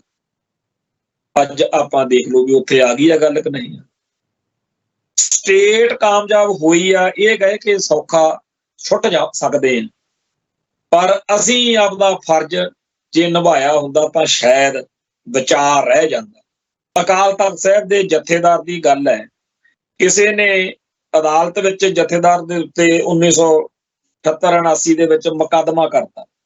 ਜਥੇਦਾਰ ਗੁਰਦਿਆਲ ਸਿੰਘ ਅਜਨੋਹਾ ਨੇ ਐਲਾਨੀਆ ਤੌਰ ਤੇ ਕਹਿਤਾ ਕਿ ਕਿਸੇ ਆਮ ਦਿੱਲੀ ਦੇ ਤਖਤ ਦੀ ਕਿਸੇ ਅਦਾਲਤ ਵਿੱਚ ਅਕਾਲ ਤਖਤ ਸਾਹਿਬ ਦਾ ਜਥੇਦਾਰ, ਜਿਹੜਾ ਮੈਂ 6ਵੇਂ ਪਾਤਸ਼ਾਹ ਦੇ ਤਖਤ ਉੱਤੇ ਸੇਵਾ ਕਰ ਰਿਹਾ, ਮੈਂ ਨਹੀਂ ਪੇਸ਼ ਹੁੰਦਾ, ਨਹੀਂ ਪੇਸ਼ ਹੋਏ।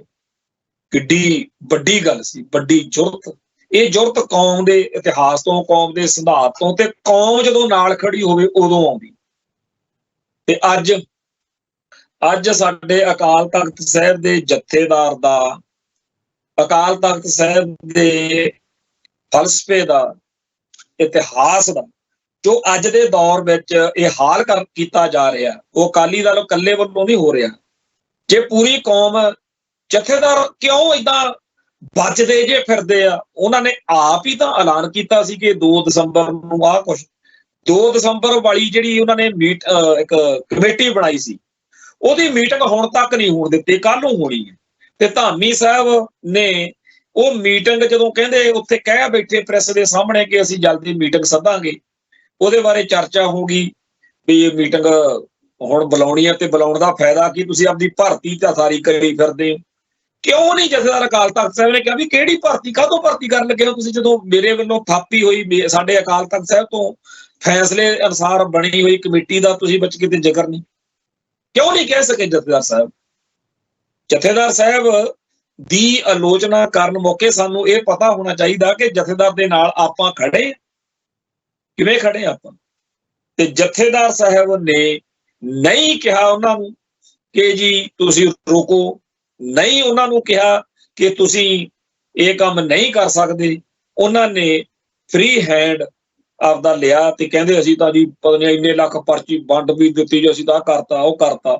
ਜਿਹੜੀ ਕਮੇਟੀ ਨੇ ਪਹਿਲੇ ਦਿਨ ਤੋਂ ਇਸ ਗੱਲ ਦਾ ਸਾਰਾ ਉਹਨਾਂ ਤੇ ਆਉਣਾ ਸੀ ਵਜਨ ਕਿ ਤੁਸੀਂ ਨਿਗਰਾਨੀ ਕਰਨੀ ਆ, ਉਹ ਕਮੇਟੀ ਦੀ ਮੀਟਿੰਗ ਹੁਣ ਹੋਣ ਲੱਗੀ ਆ। ਉਹ ਤਾਂ ਉਦੋਂ ਹੋਣੀ ਸੀ ਪਹਿਲਾਂ ਹੀ ਸ਼ੁਰੂ 'ਚ, ਉਹਦੇ ਉਦੋਂ ਹੋਣ ਲੱਗੀ ਜਦੋਂ ਕੰਮ ਦਾ ਸਾਰਾ ਨਿਬੜਿਆ ਪਿਆ। ਹੁਣ ਕਾਹਦੇ ਲਈ ਮੀਟਿੰਗ ਕਰਨੀ ਹੈ, ਕੀ ਕਰੋਗੇ ਮੀਟਿੰਗ 'ਚ। ਕਹਿੰਦੇ ਆ ਕਿ ਸੁਖਬੀਰ ਸਿੰਘ ਬਾਦਲ ਬੜਾ ਔਖਾ ਧਾਮੀ ਸਾਹਿਬ ਤੇ ਵੀ ਤੂੰ ਕਿਉਂ ਸਿਆਪਾ ਪਾਤਾ, ਮੀਟਿੰਗ ਕਰਕੇ ਲੈਣਾ ਕਿਸੇ ਛੱਡ ਪਰੇ। ਹੁਣ ਅਗਲੇ ਵੀ ਸਵਾਲ ਖੜੇ ਹੋਣਗੇ। ਇਹ ਚਰਚਾ ਛਿੜੀ ਹੋਈ ਤੇ ਇਹ ਵੀ ਚਰਚਾ ਛਿੜੀ ਹੋਈ ਆ ਕਿ ਧਾਮੀ ਸਾਹਿਬ ਨੇ ਸੰਤਾ ਸਿੰਘ ਉਮੈਦਪੁਰੀ ਤੇ ਮਨਪ੍ਰੀਤ ਸਿੰਘ ਅਯਾਲੀ ਤੇ ਸ਼ਾਇਦ ਗੁਰਪ੍ਰਤਾਪ ਸਿੰਘ ਬਟਾਲਾ, ਇਸ ਜਿਹੜੇ ਕਮੇਟੀ ਦੇ ਉਹਦੇ ਮੈਂਬਰ ਨੇ, ਉਹਨਾਂ ਨਾਲ ਜਦੋਂ ਗੱਲ ਕੀਤੀ ਉਹ ਵੀ ਸਾਰੇ ਕਹਿੰਦੇ ਕਿ ਹੁਣ ਰਹਿ ਕੀ ਗਿਆ, ਕਰਨਾ ਕੀ ਹੈ।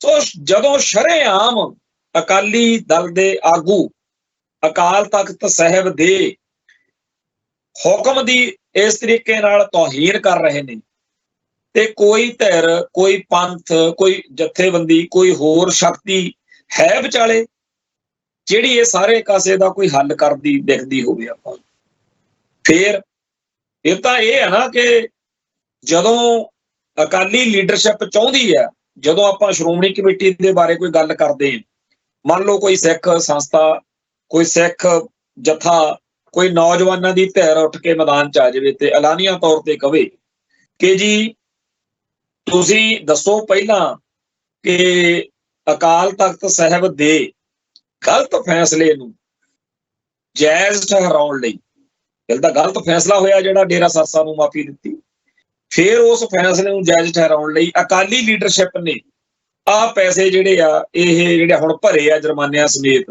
ਇਹ ਤੁਸੀਂ ਖਰਚ ਕਿਵੇਂ ਦਿੱਤੇ ਸ਼੍ਰੋਮਣੀ ਕਮੇਟੀ ਨੇ। ਸ਼੍ਰੋਮਣੀ ਕਮੇਟੀ ਆਵੇ ਪਰ ਅਕਾਲੀ ਲੀਡਰਸ਼ਿਪ ਕੀ ਕਹਿੰਦੀ ਆ, ਬਾਦਲ ਦਲ ਵਾਲੇ ਕੀ ਕਹਿੰਦੇ ਹੁੰਦੇ ਆ ਪਤਾ, ਕਹਿੰਦੇ ਜੀ ਸ਼੍ਰੋਮਣੀ ਕਮੇਟੀ ਇੱਕ ਇੰਡੀਪੈਂਡੈਂਟ ਆਜ਼ਾਦ ਸੰਸਥਾ, ਅਸੀਂ ਤਾਂ ਕਦੇ ਦਖਲ ਨਹੀਂ ਦਿੱਤਾ ਉਹ 'ਚ। ਵੱਡੇ ਬਾਦਲ ਦੇ, ਛੋਟੇ ਬਾਦਲ ਦੇ ਤੇ ਹੋਰ ਸਾਰਿਆਂ ਦੇ ਬਿਆਨ ਪਏ ਨੇ। ਜਦੋਂ ਕਿ ਕਿਸੇ ਗੁਰਦੁਆਰੇ ਦਾ, ਛੋਟੇ ਗੁਰਦੁਆਰੇ ਦਾ ਪ੍ਰਧਾਨ ਵੀ, ਕਿਸੇ ਮੈਨੇਜਰ ਦੀ ਬਦਲੀ ਵੀ, ਸੇਵਾਦਾਰ ਨੂੰ ਕਿਹਨੂੰ ਕਿੱਥੇ ਲਾਉਣਾ, ਇਹ ਵੀ ਸਾਰਿਆਂ ਨੂੰ ਪਤਾ ਕਿ ਬਾਦਲ ਦਲ ਦੇ ਲੀਡਰਾਂ ਦੀ ਮਰਜ਼ੀ ਬਗੈਰ ਹੋ ਨਹੀਂ ਸਕਦਾ।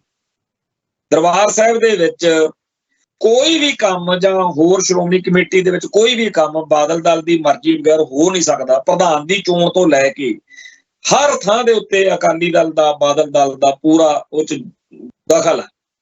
ਪਰ ਉਹ ਕਹਿਣਗੇ ਜੀ ਇੰਡੀਪੈਂਡੈਂਟ ਸੰਸਥਾ ਸੀ, ਉਹਦੇ ਫੈਸਲੇ 'ਚ ਦਖਲ, ਫਿਰ ਤੁਸੀਂ ਕਾਹਤੋਂ ਹੁਣ ਆਹ ਇੰਨੇ ਜਿਹੜਾ ਹੈਗਾ ਲੱਖ ਦੇ ਕਰੋੜ ਦੇ ਲਾਗੇ ਰਕਮਾਂ ਭਰਦੇ ਫਿਰਦੇ ਹੋ ਭਾਈ।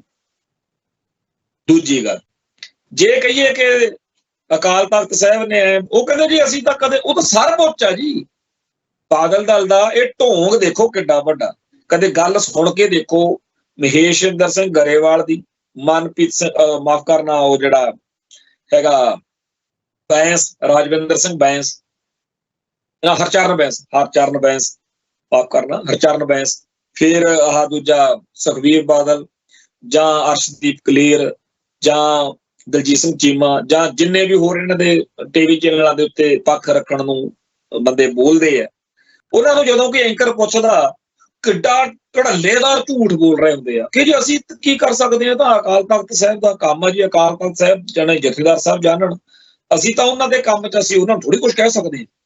ਮਤਲਬ ਕਿ ਜਿਵੇਂ ਪੰਜਾਬ ਦੇ ਕਿਸੇ ਪਿੰਡ ਦੇ ਵਿੱਚ ਕਿਸੇ ਬਜ਼ੁਰਗ ਨੂੰ ਸਾਰੇ ਪਿੰਡ ਨੂੰ ਪਤਾ ਹੋਵੇ ਕਿ ਘਰ ਦੇ ਇਹਨੂੰ ਬਹੁਤਾ ਜ਼ਿਆਦਾ ਸਤਿਕਾਰ ਨਹੀਂ ਦਿੰਦੇ, ਤੇ ਜਦੋਂ ਕਿਤੇ ਪਿੰਡ ਦੇ ਵਿੱਚ ਸੱਥ 'ਚ ਕਿਤੇ ਗੱਲ ਹੋ ਰਹੀ ਹੋਵੇ, ਉੱਥੇ ਉਹਨਾਂ ਦਾ ਮੁੰਡਾ ਬੈਠ ਕੇ ਫੜਾ ਮਾਰੇ ਕਿ ਅਸੀਂ ਤਾਂ ਆਪਣੇ ਬਾਪੂ ਜੀ ਦੀ ਮਰਜ਼ੀ ਤੋਂ ਬਗੈਰ ਘਰੇ ਚਾਹ ਦਾ ਕੱਪ ਨਹੀਂ ਬਣਾ ਸਕਦੇ, ਸਾਡੇ ਤਾਂ ਉਹ ਤੋਂ, ਅਸੀਂ ਉਹਨਾਂ ਨੂੰ ਕਹਿ ਹੀ ਨਹੀਂ ਸਕਦੇ ਕੁਝ ਜੀ। ਜੇ ਉਹਨਾਂ ਨੇ ਕਹਿਤਾ ਵੀ ਅੱਜ ਦਾਲ ਅਚਾਰ ਨਹੀਂ ਬਣੂ ਘਰ ਤਾਂ ਅਚਾਰ ਨਾ ਖਾਣ, ਅਚਾਰ ਨਹੀਂ, ਸਾਡੇ ਤਾਂ ਉਹਦੀ ਚੱਲਦੀ।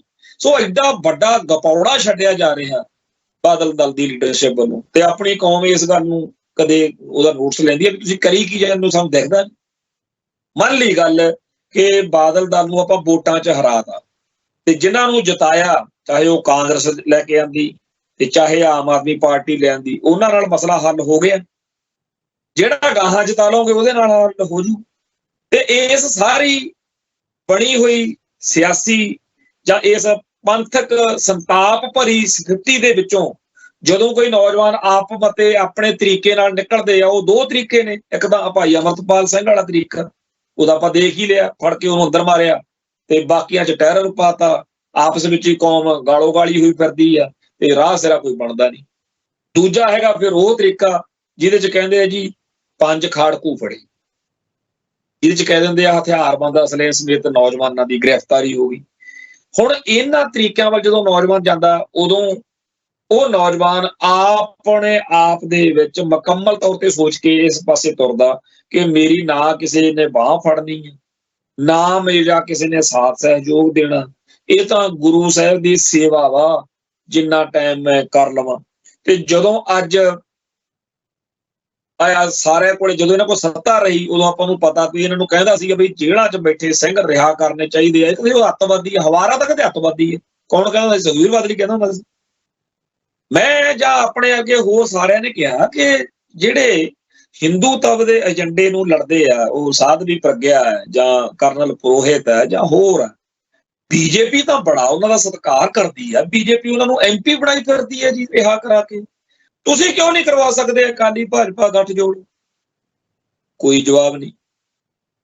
ਹੁਣ ਤਾਂ ਸਭ ਨੂੰ ਹੀ ਚਾਨਣ ਹੋਇਆ ਪਿਆ ਕਿ ਜਦੋਂ ਵੀ ਬੀਜੇਪੀ ਦੀ ਲੀਡਰਸ਼ਿਪ ਕਹਿੰਦੀ ਸੀ ਕਿ ਯਾਰ ਪੰਜਾਬ ਦੇ ਵਿੱਚ ਸਿੱਖਾਂ ਦੇ ਵਿੱਚ ਸਾਡੀ ਪੜਤ ਬਣੂਗੀ, ਆਪਾਂ ਪੰਥਕ ਤੌਰ ਤੇ ਜਿਹੜੇ ਕੰਮ ਕਰਨ ਯੋਗ ਨੇ ਕਰੀਏ, ਤੇ ਉਦੋਂ ਬਾਦਲ ਪਰਿਵਾਰ ਕਹਿੰਦਾ ਸੀ ਨਾ ਜੀ ਇਹਨਾਂ ਨੂੰ ਨਾ ਕਦੇ ਛੱਡ ਦਿਓ। ਸੋ ਜਿਹੜੇ ਸਾਡੇ ਚੌਧਰੀ ਬਣੇ ਫਿਰਦੇ ਨੇ, ਉਹ ਅਕਾਲ ਤਖਤ ਸਾਹਿਬ, ਅਕਾਲੀ ਦਲ ਤੇ ਸ਼੍ਰੋਮਣੀ ਕਮੇਟੀ ਤਿੰਨਾਂ ਦਾ ਭੋਗ ਨਹੀਂ ਪਾ ਰਹੇ। ਉਹ ਪੂਰੇ ਪੰਥ ਵਿੱਚ ਇੱਕ ਇਹੋ ਜਿਹੀ ਨਿਰਾਸ਼ਾ ਭਰੀ ਜਿਹੜੀ ਹਾਲਤ ਲਿਆ ਰਹੇ ਨੇ, ਜਿਹਦੇ ਵਿੱਚ ਪੂਰੀ ਕੌਮ ਜਿਹੜੀ ਆ ਉਹ ਜਿਹੜੇ ਰਾਹ ਪੈ ਰਹੀ ਆ, ਉਹਨੂੰ ਦੇਖ ਕੇ ਹਰ ਸੂਝਵਾਨ ਸਿੱਖ ਦੀਆਂ ਚੀਕਾਂ ਪੈ ਰਹੀਆਂ ਨੇ। ਤੁਸੀਂ ਦੇਖੋ ਸਿੱਖਾਂ ਦੇ ਜਿਹੜੇ ਇਸ ਟਾਈਮ ਰੋਲ ਮਾਡਲ ਬਣਾ ਕੇ ਸੋਸ਼ਲ ਮੀਡੀਆ ਦੇ ਰਾਹੀਂ ਤੁਸੀਂ ਦੇਖੋ ਤਾਂ ਸਹੀ, ਆ ਸਾਡੀ ਜਵਾਨੀ ਆ ਜਿਹਦੇ ਕਦੇ ਜਿਹੜੇ ਨਾਇਕ ਹੁੰਦੇ ਸੀ ਉਹ ਕਮਾਲ ਦੇ ਹੁੰਦੇ ਸੀ। ਸਾਡੇ ਪਹਿਲੇ ਵਾਲਿਆਂ ਦੇ 1947 ਤੋਂ ਪਹਿਲਾਂ ਆਪਾਂ ਨੂੰ ਪਤਾ ਹੈ ਕਿ ਅਕਸਰ ਇਹ ਗੱਲ ਅੱਜ ਤੱਕ ਵੀ ਪ੍ਰਚਾਰੀ ਜਾਂਦੀ ਹੈ ਕਿ ਭਗਤ ਸਿੰਘ, ਜਿਹਨੂੰ ਸਰਦਾਰ ਭਗਤ ਸਿੰਘ ਆਪਾਂ ਕਹਿੰਦੇ ਆ, ਸਰਦਾਰ ਭਗਤ ਸਿੰਘ ਦੇ ਕਹਿੰਦੇ ਕੋਲੇ ਹਰ ਵੇਲੇ ਸ਼ਹੀਦ ਕਰਤਾਰ ਸਿੰਘ ਸਰਾਭੇ ਦੀ ਫੋਟੋ ਹੁੰਦੀ ਸੀ ਉਹਦੇ ਪਰਸ 'ਚ, ਉਹਦੇ ਬਟੂਏ 'ਚ। ਤੋਂ ਕੀ ਮਤਲਬ ਨਿਕਲਿਆ ਕਿ ਸ਼ਹੀਦ ਕਰਤਾਰ ਸਿੰਘ ਸਰਾਭਾ ਭਗਤ ਸਿੰਘ ਵਰਗਿਆਂ ਲਈ ਰੋਲ ਮਾਡਲ ਸੀ। ਤੇ ਇੱਕ ਲੇਖਾਂ ਦੀ ਕਿਤਾਬ ਛਪੀ, ਉਹਦੇ ਵਿੱਚ ਮੈਂ ਇੱਕ ਲੇਖ ਪੜ੍ਹਿਆ ਭਗਤ ਸਿੰਘ ਦਾ, ਉਹਨਾਂ ਵੇਲਿਆਂ 'ਚ ਲਿਖਿਆ ਹੋਇਆ, ਜਿਹੜਾ ਬਾਬਾ ਰਾਮ ਸਿੰਘ ਨਾਮਧਾਰੀ ਦੀ ਆਜ਼ਾਦੀ ਲਈ ਸੰਘਰਸ਼ ਦੇ ਸੰਬੰਧ ਵਿੱਚ ਉਹਨੇ ਬਹੁਤ ਵਧੀਆ ਲੰਬਾ ਚੌੜਾ ਲੇਖ ਲਿਖਿਆ ਹੋਇਆ ਸੀ। ਤੇ ਉਸ ਲੇਖ ਨੂੰ ਪੜ੍ਹਨ ਤੋਂ ਬਾਅਦ ਬੰਦਾ ਇਹ ਕਹੂ ਵੀ ਇਹ ਲੇਖ ਲਿਖਣ ਵਾਲਾ ਜੇ ਭਗਤ ਸਿੰਘ ਆ, ਤਾਂ ਉਹ ਇੱਕ ਇਹੋ ਜਿਹਾ ਉਹਨੂੰ ਰੋਲ ਮਾਡਲ ਮੰਨਦਾ ਹੈ ਬਾਬਾ ਰਾਮ ਸਿੰਘ ਨੂੰ, ਤੇ ਉਹਦੇ ਸ਼ਬਦ ਦੱਸਦੇ ਨੇ ਕਿ ਉਹ ਉਹਦੇ ਵਾਂਗੂ ਹੀ ਉਹਨੂੰ ਲੜੂ ਮਰੂ। ਬਾਕੀ ਭਗਤ ਸਿੰਘ ਨੇ ਫਿਰ ਚਲੋ ਉਹਦੇ ਨਾਲ ਆਪਾਂ ਸਹਿਮਤੀਆਂ ਹਰੇਕ ਨਾਲ ਹੁੰਦੀਆਂ ਨੇ, ਪਰ ਲੜਿਆ ਬੰਦਾ। ਰੋਲ ਮਾਡਲ ਜਿਹੜੇ ਸੀ ਫਿਰ ਬਾਅਦ ਵਾਲਿਆਂ ਲਈ ਹੋਰ ਰੋਲ ਮਾਡਲ ਗਦਰੀ ਬਾਬੇ, ਬੱਬਰ ਅਕਾਲੀ ਰੋਲ ਮਾਡਲ ਬਣੇ, ਤੇ ਬਾਬਾ ਸੋਹਣ ਸਿੰਘ ਭਕਨੇ ਵਰਗੇ ਇੱਥੇ ਹੁਣ ਤੱਕ ਆਪਣੇ ਐਕਟਿਵ ਰਹੇ। ਉਸ ਤੋਂ ਬਾਅਦ ਵਿੱਚ ਅਕਾਲੀ ਲੀਡਰਸ਼ਿਪ ਨੇ ਜਿਹੜਾ ਸਾਡੇ ਸਾਹਮਣੇ ਰੋਲ ਮਾਡਲ ਲਿਆਂਦਾ, ਉਹਦੇ ਵਿੱਚ ਕਿਸੇ ਨੂੰ ਮਾਸਟਰ ਤਾਰਾ ਸਿੰਘ ਚੰਗਾ ਲੱਗਿਆ, ਕਿਸੇ ਨੂੰ ਬਾਬਾ ਜਿਹੜਾ ਜਥੇਦਾਰ ਗੁਰਚਰਨ ਸਿੰਘ ਟੌੜਾ ਚੰਗਾ ਲੱਗਿਆ। ਰੋਲ ਮਾਡਲ ਜਿਹੜੇ ਨੇ ਉਹਨਾਂ ਦੀ ਲੜੀ ਵਿੱਚ ਬਾਬਾ ਜਰਨੈਲ ਸਿੰਘ, ਉਸ ਤੋਂ ਬਾਅਦ ਵਿੱਚ ਸਿੱਖ ਕੌਮ ਲਈ ਲੜਨ ਮਰਨ ਵਾਲੇ ਉਹ ਸੂਰਮੇ, ਜਿਨ੍ਹਾਂ ਵੇਲਿਆਂ 'ਚ 1984 ਤੋਂ ਬਾਅਦ 85-86 ਦੇ ਦੌਰ ਵਿੱਚ ਅਸੀਂ ਕਾਲਜਾਂ 'ਚ ਪੜ੍ਹੇ, ਉਦੋਂ ਅਖਬਾਰਾਂ ਦੇ ਵਿੱਚ ਜਿਨ੍ਹਾਂ ਨੌਜਵਾਨਾਂ ਦੀਆਂ ਫੋਟੋਆਂ ਛਪਦੀਆਂ ਸੀ, ਵਾਲ ਖੁੱਲੇ, ਕੁੜਤੇ ਪਜਾਮੇ ਡਿੱਗੇ, ਲਾਸ਼ਾਂ ਪਈਆਂ, ਸ਼ਹੀਦ ਹੋ ਗਏ, ਅਸੀਂ ਉਹਨਾਂ ਵਰਗੇ ਬਣਨ ਲਈ, ਉਹਨਾਂ ਵਰਗੇ ਪਹਿਰਾਵੇ ਤੱਕ ਤਾਂ ਜਾਂਦੇ ਹੀ ਸੀ ਨਾ, ਜੇ ਅਸੀਂ ਉਹਨਾਂ ਦੇ ਪੂਰੇ ਪਦ ਚਿੰਨ੍ਹਾਂ ਤੇ ਜਾਂ ਉਹਨਾਂ ਦੇ ਕਦਮ 'ਚ ਕਦਮ ਨਹੀਂ ਰੱਖਣ ਜੋਗੇ ਸੀ। ਅੱਜ ਦੇ ਬੱਚਿਆਂ ਨੂੰ ਰੋਲ ਮਾਡਲ ਕੀ ਦਿੱਤੇ ਜਾ ਰਹੇ ਨੇ ਸੋਸ਼ਲ ਮੀਡੀਆ ਤੇ, ਕਦੇ ਨਜ਼ਰ ਮਾਰ ਕੇ ਦੇਖੋ। ਕੋਈ ਚੁੰਮਿਆਂ ਵਾਲੀ ਭਾਬੀ, ਕੋਈ ਨੀਟੂ ਸ਼ਟਰਾਂ ਵਾਲਾ, ਕੋਈ ਸੋਨੂ ਸੀਤੋ, ਪਤਾ ਨਹੀਂ ਕੀ, ਤੇ ਉਹ ਬੜੇ ਮਸ਼ਹੂਰ ਨੇ। ਤੁਸੀਂ ਕਿਸੇ ਸਿੱਖ ਕੌਮ ਦੇ ਸੂਰਮੇ ਦੀ, ਪੰਥ ਲਈ ਜਾਨ ਵਾਰਨ ਵਾਲੇ ਦੀ ਉਸ ਤਰੀਕੇ ਨਾਲ ਚਰਚਾ ਕਰਕੇ ਦੇਖ ਲਓ, ਤੁਹਾਡੇ ਉਲਟ ਮਾਹੌਲ ਆਊਗੀ, ਉਹਨੇ ਤਾਂ ਐਂ ਕਰਤਾ ਸੀ, ਉਹ ਕਰਤਾ ਸੀ। ਇਹ ਮਾਹੌਲ ਕਿਹਨੇ ਸਿਰਜਿਆ? ਸਾਡੀ ਕੌਮ ਨੇ ਸਿਰਜਿਆ। ਹੁਣ ਸਾਡੀ ਕੌਮ ਦਾ ਦਿੱਖ, ਸਾਡੀ ਕੌਮ ਦਾ ਪੱਖ ਬਦਲਣ ਲਈ ਮਤਲਬ ਜਿਹੜੇ ਜਿਨ੍ਹਾਂ ਨੂੰ ਬਹੁਤ ਜ਼ਿਆਦਾ ਮਾੜੇ ਸ਼ਬਦਾਂ ਨਾਲ ਸਮਾਜ ਚੇਤੇ ਕਰਦਾ ਰਿਹਾ, ਉਹ ਹੀਰੋ ਬਣਾ ਕੇ ਤੁਹਾਡੇ ਸਾਹਮਣੇ ਪਰੋਸੇ ਜਾ ਰਹੇ ਨੇ। ਜਿਨ੍ਹਾਂ ਕਾਰਵਾਈਆਂ ਨੂੰ ਸਾਡੇ ਆਮ ਬਜ਼ੁਰਗ ਪਿੰਡਾਂ ਘਰਾਂ 'ਚ ਮਾੜਾ ਮੰਨਦੇ ਸੀ ਵੀ ਆਹ ਕੰਮ ਕੁੱਤੇ ਕੰਮ ਹੁੰਦੇ ਨੇ, ਕੰਜਰ ਕਿੱਤਾ, ਉਹ ਕਰਨ ਵਾਲੇ ਸਾਡੇ ਲਈ ਅੱਜ ਰੋਲ ਮਾਡਲ, ਸਾਡੇ ਰੋਲ ਮਾਡਲ ਬਦਲੇ ਤੇ ਸਾਡਾ ਸਮਾਜ, ਸਾਡੀ ਕੌਮ, ਸਾਡਾ ਪੰਥ ਖਾਮੋਸ਼ੀ ਨਾਲ ਦੇਖਦਾ ਰਿਹਾ। ਹੁਣ ਆਜੋ ਸਾਡੀ ਕੌਮ ਦੇ ਵਿੱਚ ਜਾਤ ਆਧਾਰਿਤ ਜਿਹੜੇ ਨੇ, ਸਾਡੀ ਕੌਮ ਨੂੰ ਸਾਫ਼ ਤੌਰ ਤੇ ਦਿਖਦਾ ਕਿ ਸਿੱਖ ਗੁਰੂ ਸਾਹਿਬਾਨ ਨੇ ਜਾਤ ਵਰਣ ਦੀਆਂ ਵੰਡੀਆਂ ਦਾ ਫੋਕਮਾ ਵਿਰੋਧ ਕੀਤਾ ਹੋਇਆ, ਤੇ ਅਸੀਂ ਸਾਡਾ ਇਹ ਫਰਜ਼ ਬਣਦਾ ਕਿ ਜਿਨ੍ਹਾਂ ਗੱਲਾਂ ਦੇ ਨਾਲ ਜਾਤ ਵਰਣ ਦੀ ਵੰਡ ਦੁਬਾਰਾ ਸਾਡੇ ਸਮਾਜ ਵਿੱਚ ਦਾਖਲ ਹੋ ਸਕਦੀ ਹੈ, ਅਸੀਂ ਉਹਦੇ ਖਿਲਾਫ ਡਟੀਏ, ਅਸੀਂ ਉਹਦੇ ਉਲਟ ਕੰਮ ਕਰੀਏ। ਪਰ ਏਦਾਂ ਹੋ ਨਹੀਂ ਰਿਹਾ, ਸਗਾਂ ਤੇ ਉਲਟਾ ਜਿਹੜਾ ਹੈਗਾ ਉਹ ਧਿਰਾਂ, ਉਹ ਤਾਕਤਾਂ ਪੂਰੇ ਜਾਹੋ ਜਲਾਲ ਦੇ ਨਾਲ ਸਾਡੇ ਭਾਈਚਾਰੇ ਦੇ ਵਿੱਚ ਰੋਲ ਪਲੇ ਕਰ ਰਹੀਆਂ ਨੇ, ਜਿਹੜੀਆਂ ਤਾਕਤਾਂ ਦਾ ਨਿਸ਼ਾਨਾ ਹੈਗਾ ਕਿ ਸਿੱਖ ਧਰਮ ਦੇ ਵਿੱਚ ਜਾਤ ਵਰਣ ਦੀ ਵੰਡ ਆ ਜਿਹੜੀ, ਉਹਨੂੰ ਲਾਗੂ ਕਰਨ। ਹੁਣ ਆ ਜਿਹੜਾ ਡਾਕਟਰ ਅੰਬੇਦਕਰ ਦੇ ਬੁੱਤ ਤੋੜਨ ਵਾਲਾ ਮਸਲਾ, ਇਹਦੇ ਬਹਾਨੇ ਪੂਰੇ ਭਾਰਤ ਵਿੱਚ ਰੌਲਾ ਪਾਇਆ ਜਾ ਰਿਹਾ ਕਿ ਉੱਥੇ ਤਾਂ ਜੀ ਡਾਕਟਰ ਅੰਬੇਦਕਰ ਦਾ ਤਿਰਸਕਾਰ ਹੋ ਗਿਆ। ਬੀਜੇਪੀ ਜਿਹੜੀ ਆ ਉਹ ਜਾਂ ਹੋਰ ਸਾਰੀਆਂ ਧਿਰਾਂ ਨੇ ਇਸ ਮਸਲੇ ਉੱਤੇ ਜੋ ਰੰਗ ਢੰਗ ਸ਼ੁਰੂ ਕੀਤੇ ਹੋਏ ਨੇ, ਉਹ ਆਪਣੇ ਤੋਂ ਸਾਰੇ ਕੋਈ ਲੁਕੇ ਨਹੀਂ। ਹੁਣ ਬਾਬੇ ਰਵਿਦਾਸ ਦੀ ਗੱਲ ਆ ਕਿ ਆਪਾਂ ਉਹਨਾਂ ਨੂੰ ਭਗਤ ਰਵਿਦਾਸ ਕਹਿ ਕੇ ਸਤਿਕਾਰਦੇ ਹਾਂ, ਕੋਈ ਉਹਦਾ ਤਿਰਸਕਾਰ ਨਹੀਂ ਕਰਦੇ। ਪਰ ਜੋ ਕੁਝ ਇਹਨਾਂ ਦਿਨਾਂ ਦੇ ਵਿੱਚ ਰਵਿਦਾਸੀਆ ਭਾਈਚਾਰੇ ਦੇ ਕੁਝ ਲੋਕਾਂ ਵੱਲੋਂ ਕੀਤਾ ਜਾ ਰਿਹਾ, ਸਿੱਖਾਂ ਨੂੰ ਚੜਾਇਆ ਜਾ ਰਿਹਾ, ਲਲਕਾਰਿਆ ਜਾ ਰਿਹਾ ਕਿ ਅਸੀਂ ਉਹ ਗੁਰੂ ਗ੍ਰੰਥ ਸਾਹਿਬ ਨਹੀਂ ਲੈ ਕੇ ਆਵਾਂਗੇ, ਉਹ ਰਾਗੀ ਢਾਡੀ ਕਥਾਕਾਰ ਕੀਰਤਨੀਏ ਨਹੀਂ ਲੈ ਕੇ ਆਵਾਂਗੇ, ਜਿਹੜੇ ਆਹ ਨਹੀਂ ਕਰਦੇ, ਉਹ ਨਹੀਂ ਕਰਦੇ। ਸੋ ਇਹ ਜਿਹੜਾ ਸਾਰਾ ਕੁਝ ਵਾਪਰ ਰਿਹਾ, ਇਹਦੇ ਸਾਰੇ ਕਾਸੇ ਦੇ ਮੌਕੇ ਪੰਥ ਕਿੱਥੇ ਆ? Akal Takht Sahib, Shiromani committee, Delhi committee, Haryana committee, ਉਹ ਸਾਰਾ ਟਕਸਾਲਾਂ, ਅਖੰਡ ਕੀਰਤਨੀ ਜਥਾ, ਸਾਰੇ ਚੀਜ਼ਾਂ ਨੇ ਰਲ ਕੇ ਆਪਣਾ ਫਰਜ਼ ਨਿਭਾਉਣ ਤੋਂ ਜਿਵੇਂ ਇਨਕਾਰ ਜਿਹਾ ਕਰ ਦਿੱਤਾ। ਸੋ ਸਾਨੂੰ ਚਾਹੀਦਾ ਕਿ ਕੁੰਭ ਦੇ ਮੌਕੇ ਤੇ ਜਿਵੇਂ ਜਾ ਕੇ ਸਾਡੇ ਮਹਾਂਪੁਰਸ਼ ਬਾਬਾ ਹਰਨਾਮ ਸਿੰਘ ਉੱਥੇ ਕਹਿੰਦੇ ਆ ਜੀ ਬੜੀ ਵੱਡੀ ਕਾਰਵਾਈ ਆ, ਬੜਾ ਇਹਦੇ ਨਾਲ ਫਾਇਦਾ ਹੋ ਜਾਣਾ। ਭਾਈ ਫਾਇਦਾ ਤਾਂ ਉੱਥੇ ਜਿਹੜਾ ਹੋਣਾ ਪਤਾ ਨਹੀਂ, ਪਰ ਇਹਦੇ ਨਾਲ ਇਤਿਹਾਸਕ ਤੌਰ ਦੇ ਉੱਤੇ ਸਾਡੀ ਕੌਮ ਦੇ ਉੱਤੇ ਸਵਾਲੀਆ ਨਿਸ਼ਾਨ ਲੱਗ ਰਿਹਾ ਕਿ ਸਿੱਖੀ ਬ੍ਰਾਹਮਣਵਾਦੀਆਂ ਲੀਹਾਂ ਤੇ ਤੋਰ ਰਹੇ। ਮੋਟੀ ਜੀ ਗੱਲ ਇਹ ਆ ਕਿ ਸਿੱਖੀ ਬਚਾਉਣੀ ਆ ਕਿ ਸਿੱਖੀ ਮਰਵਾਉਣੀ ਆ। ਜੇ ਤਾਂ ਸਿੱਖੀ ਬਚਾਉਣ ਵਾਲੇ ਪਾਸੇ ਹੋ ਤਾਂ ਫਿਰ ਉਹ ਸਾਰਾ ਕੁਝ ਹੀ ਠੀਕ ਆ ਜਿਹੜਾ ਕੁਝ ਸਿੱਖੀ ਦੀਆਂ ਜੜ੍ਹਾਂ ਵੱਢਦਾ, ਤੇ ਜੇ ਸਿੱਖੀ ਬਚਾਉਣੀ ਆ ਤਾਂ ਫਿਰ ਇਹ ਸਾਰਾ ਕੁਝ ਗਲਤ ਆ ਤੇ ਇਹਦੇ ਉਲਟ ਖੜਨ ਦਾ ਵੇੜਾ। ਖਾਲਸਾ ਹੀ ਨਾ ਬਚਿਆ ਤਾਂ ਫਿਰ ਖਾਲਿਸਤਾਨ ਦਾ ਜਿਹੜਾ ਸੰਕਲਪ ਆ ਉਹਦਾ ਕੀ ਹੋਊ? ਸੋ ਸਾਡੇ ਸਾਰਿਆਂ ਦੇ ਲਈ ਬੜੀ ਚਿੰਤਾ ਵਾਲੀ ਗੱਲ ਆ ਕਿ ਸਾਡੇ ਆਲੇ ਦੁਆਲੇ ਸਭ ਅੱਛਾ ਨਹੀਂ ਹੈ।